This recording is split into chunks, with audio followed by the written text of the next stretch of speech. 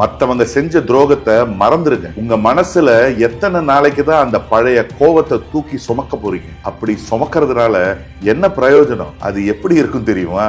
விஷத்தை நீங்க குடிச்சிட்டு உங்க எதிரி சாகணும்னு நினைக்கிற மாதிரி. ஆனா உண்மை என்னன்னா, உங்க கோவம் அவங்கள ஒண்ணுமே செய்ய போறது இல்லை, உங்களை மட்டும்தான் அழிச்சுக்கிட்டே இருக்கும். அவங்க நிம்மதியா தூங்குவாங்க, ஆனா நீங்க அந்த பழைய சம்பவத்தை நினைச்சு நினைச்சு உங்க நிம்மதியை இழந்துருவீங்க. உங்களுக்கு மத்தவங்க செஞ்ச துரோகத்தை மறந்துருங்க, முடிஞ்சா மன்னிச்சிருங்க.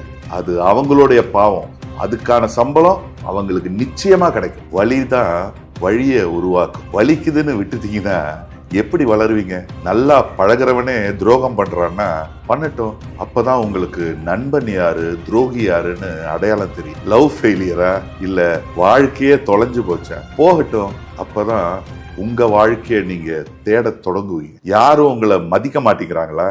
மதிக்க வேணாம், அப்பதான் உங்களுடைய மதிப்பை எப்படி உயர்த்தணும்னு தெரிஞ்சுப்பீங்க. எது உங்க மனசை உடைக்குதோ அந்த விஷயம்தான் உங்களை உருவாக்கும்.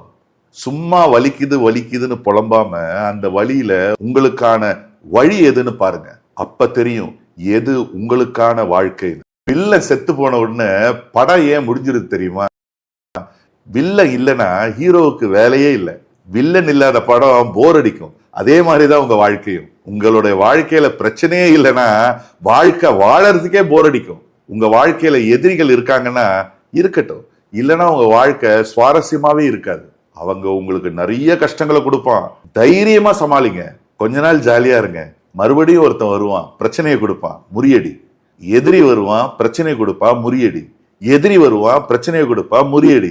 எதிரி திருப்பி வருவான், பிரச்சனையை திருப்பி கொடுப்பான், முறியடி. Repeat repeat repeat. This is the life circle my friend. So கஷ்டங்களை நினைச்சு கவலைப்படுறதை விட்டுட்டு எதிரியை தேடு.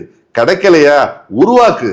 உனக்கு எதிரியே இல்லைன்னா நீ ஒண்ணுமே பண்ணலன்னு அர்த்தம். பிரச்சனைய எதிர்பார்த்து காத்துரு, முறியடி. எதிரிங்கிறது மனுஷனா மட்டும்தான் இருக்கணும்ன்ற அவசியம் கிடையாது, அது சூழ்நிலையா கூட இருக்கலாம்.